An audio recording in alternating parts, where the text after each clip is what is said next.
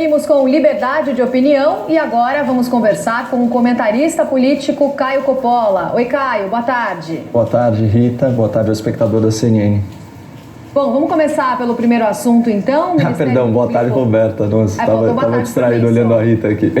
Tá certo, mas boa tarde. Boa tarde. Primeiro assunto, então. O Ministério Público Federal anunciou o fim da força-tarefa da Lava Jato no Paraná, a operação que começou em 2014 e virou sinônimo de combate à corrupção. Foram 79 fases, 130 denúncias, 533 acusados e 278 condenações. A equipe da operação passa nessa semana a integrar, portanto, o Grupo de Atuação Especial de Combate ao Crime Organizado do Ministério Público Federal. Caio, como é que você avalia o fim da força-tarefa da Operação Lava Jato? A operação que foi decisiva para os rumos da política do Brasil, perdeu força, perdeu credibilidade nos últimos anos? Olha, Roberta, eu sou um apoiador da Operação Lava Jato, né, e um entusiasta do combate à corrupção, então eu peço licença para praticamente comentar aí só esse tema hoje e peço a sua ajuda caso eu me exceda um pouco no tempo. A extinção da Lava Jato é simbolicamente o maior retrocesso no combate à corrupção no Brasil. O fim da força-tarefa marca a coroação da impunidade, é uma vitória da elite criminosa do país sobre a justiça. Então não tenha dúvida, né, espectador, ontem algo precioso morreu. E a coragem, a retidão e o idealismo, eles perderam uma batalha nessa eterna luta aí do bem contra o mal. Nós, brasileiros, nós somos vítimas não apenas da corrupção praticada pelas elites e da impunidade reservada aos poderosos. Nós também somos vítimas da desinformação promovida por um jornalismo cada vez mais militante e menos comprometido com a realidade dos fatos. Então, uma imprensa vassala a políticos de estimação que não reage a um sistema tão viciado, nem é mais imprensa. Se torna um órgão de propaganda do crime. Por isso, aqui nesses próximos minutos, eu vou tentar explicar como que a justiça vem sendo sufocada nos últimos anos e quem são os responsáveis por isso. A Operação Lava Jato, ela teve início em março de 2014 e revelou ao Brasil aí a grande vocação do Partido dos Trabalhadores no poder, que é atuar como uma quadrilha, um talento que já tinha sido sinalizado à época do Mensalão. Então, por meio do superfaturamento de contratos públicos, especialmente na Petrobras, o PT e os partidos da sua base desviaram bilhões de reais. Então, grande parte desse dinheiro sujo era lavado por meio de doações de campanha milionárias a partidos e a candidatos envolvidos no esquema. E quem fazia essas doações eram as empresas beneficiadas pelos contratos fraudulentos. Uma dessas empresas, a empreiteira Odebrecht, chegou a destacar um departamento dedicado à contabilidade dessas propinas, listando aí nos seus registros, nas suas correspondências, centenas de parlamentares beneficiados pelas suas doações e pelos seus favores, né? Então, segundo autos dos processos que vieram a público, entre as autoridades mencionadas estavam o ex-presidente da Câmara dos Deputados e o ex-presidente do Supremo Tribunal Federal, referidos aí respectivamente com os codinomes Botafogo e amigo do meu pai. A Lava Jato também escancarou o caráter, ou melhor, a falta de caráter, né, do senhor Luiz Inácio Lula da Silva, hoje condenado em múltiplos processos e instâncias por corrupção e lavagem de dinheiro. Mas assim como o ex-presidente criminoso, investigado e processado pela força-tarefa, toda essa elite delinquente está solta impunemente. Como é que isso aconteceu? E mais importante, como isso aconteceu agora? Sob um governo que prega a lei e a ordem e que foi eleito em 2018 justamente para moralizar a política e para reforçar o combate à corrupção. Bom, vamos lá. O artigo 5º da Constituição estabelece que ninguém pode ser considerado culpado até que sejam esgotados todos os infinitos recursos judiciais à disposição do réu. Mas isso nunca significou que condenados pela justiça não poderiam ser presos antes de finalizado o processo, até porque, com o julgamento em segunda instância, existe certeza jurídica quanto ao cometimento do delito e à autoria do crime. Foi assim no Brasil por décadas, mas quando a justiça bateu a porta da elite corrupta, no caso do Mensalão, o STF mudou esse entendimento pela primeira vez. Isso foi em 2009, o mesmo ano que o Lula indicou para o STF o antigo advogado do Partido dos Trabalhadores, o doutor Dias Toffoli. A partir de 2014, as revelações da Lava Jato, elas conseguiram a proeza de chocar uma nação que já estava acostumada a ser roubada.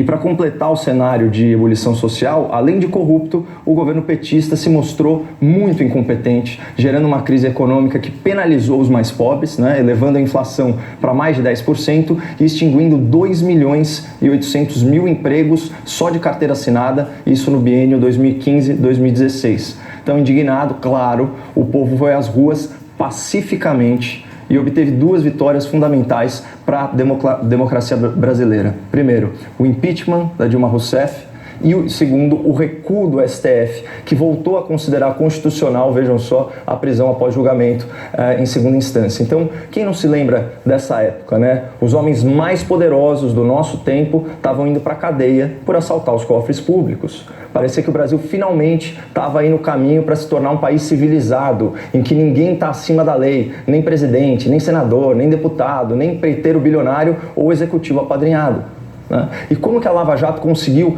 desmantelar, né, desconstruir todo esse esquema e enquadrar tanta gente graúda, entendendo como que pensam os criminosos do colarinho branco, né? Corruptos são essencialmente covardes, egoístas e imediatistas. Essa escória faz tudo o que tiver ao seu alcance para reduzir a própria pena, diminuir o seu sofrimento pessoal e não arcar com a responsabilidade pelos seus atos. Por isso que foi criada a colaboração premiada, para que o roto falasse do rasgado, para que o rato entregasse a ratazana.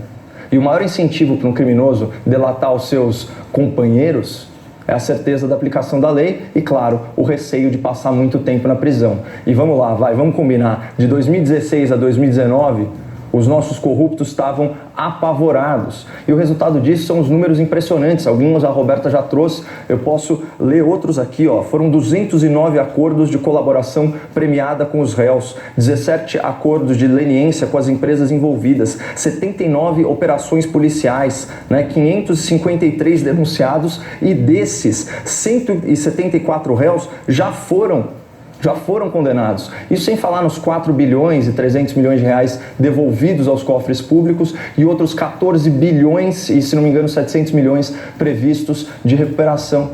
Mas aí sempre aparece o ingênuo, o leigo, o militante ou o contratado para alegar que esses recordes no combate à corrupção não justificam supostos abusos autoritários lá da República de Curitiba.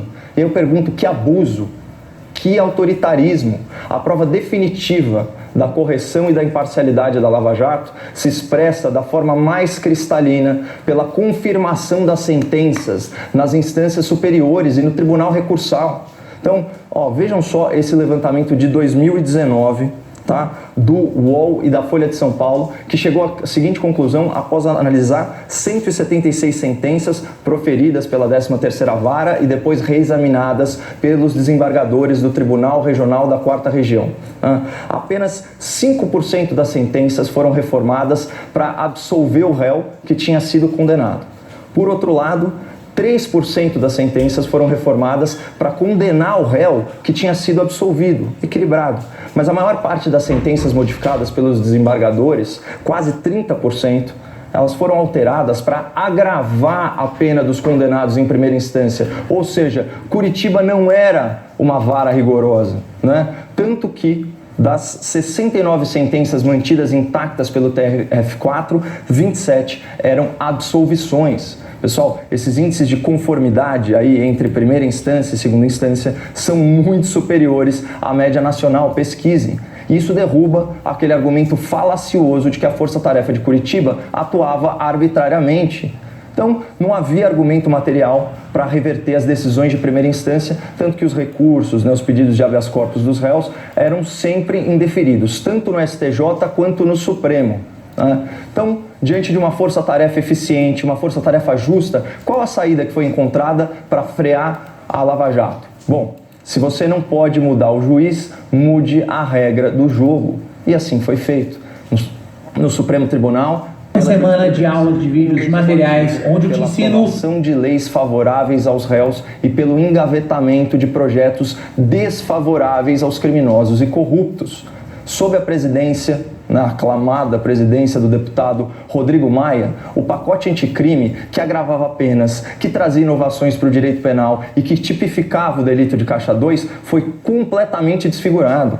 O seu texto final dificultou a decretação e a manutenção da prisão preventiva, reduziu a liberdade do Ministério Público para negociar o regime de pena nas delações e criou a desnecessária figura do juiz de garantias, que, se implementada, vai tornar o processo judicial ainda mais moroso e ainda mais custoso ao erário.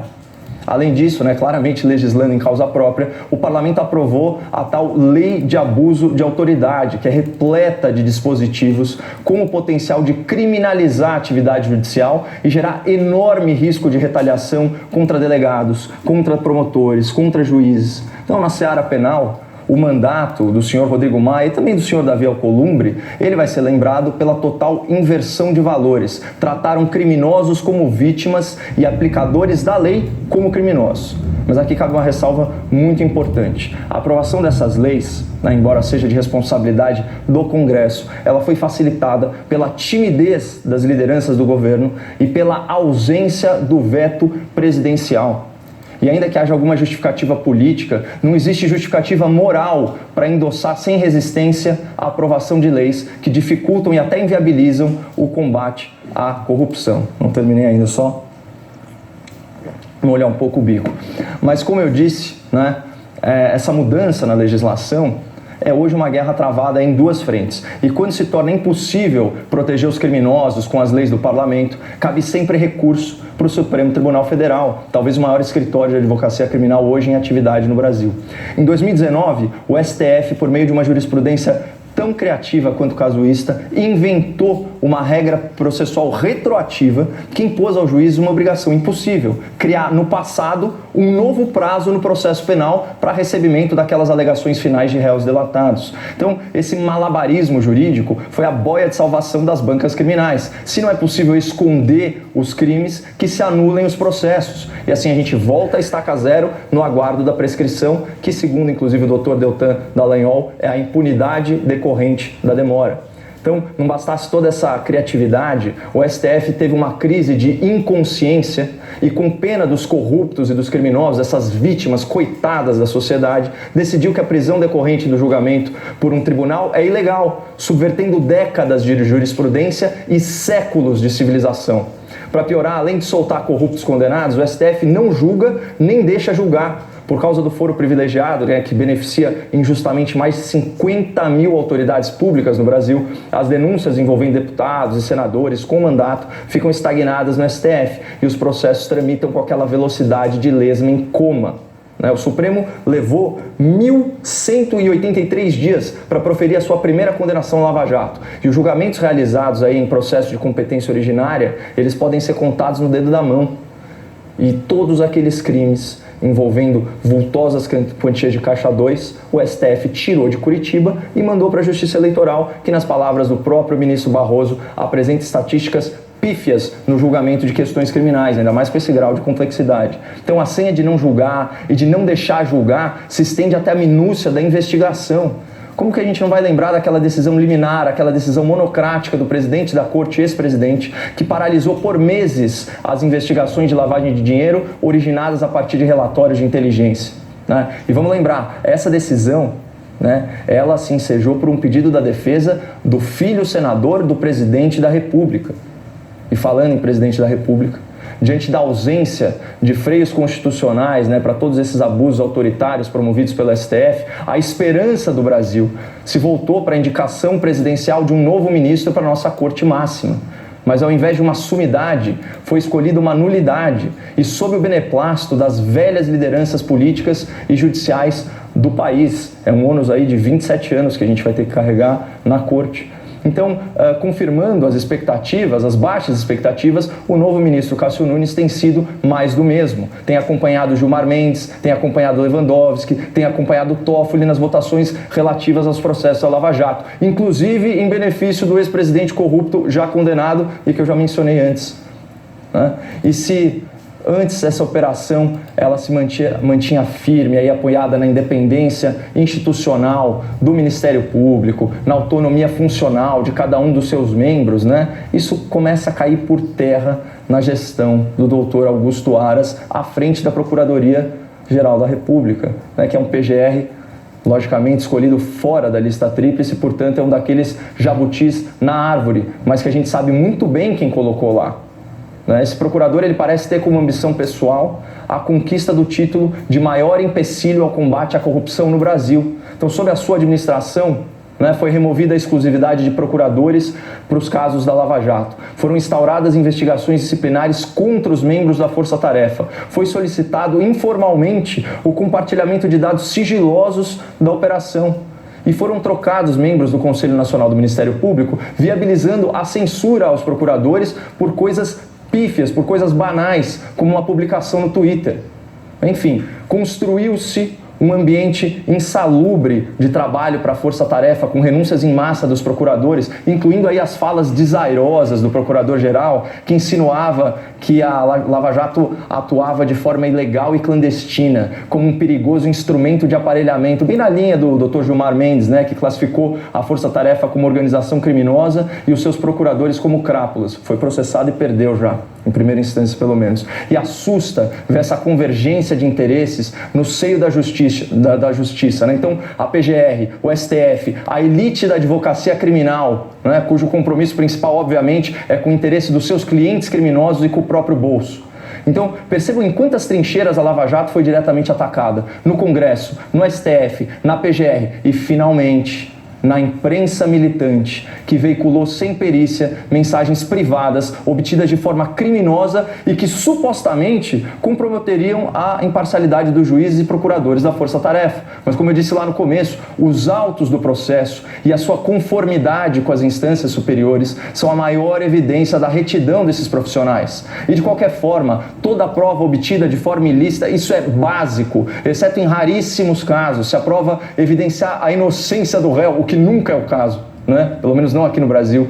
Toda a prova obtida de forma ilegal é nula por força constitucional. Sabendo disso, o STF, malandramente, solicitou o material apreendido com os hackers e, ao invés de destruí-lo, fez cópia, certificou e deu publicidade, num movimento claro de lavagem de prova, mesmo sabendo que é possível que tenha havido adulteração antes da apreensão. Por isso, a Lava Jato provavelmente ainda terá um capítulo póstumo, na mais alta corte do nosso país. Uma chicana jurídica para declarar juízes, para declarar procuradores suspeitos, viabilizando a anulação dos processos e a prescrição da imensa maioria dos crimes. Então, em uma paulada, eles resolvem todos os problemas jurídicos dos criminosos e ainda extraem um efeito político, contra tudo que é correto, contra tudo que é moral. Eles vão viabilizar a candidatura presidencial de um dos maiores corruptos da história, que está solto, não porque é inocente, mas porque esse ainda é o velho Brasil. Então,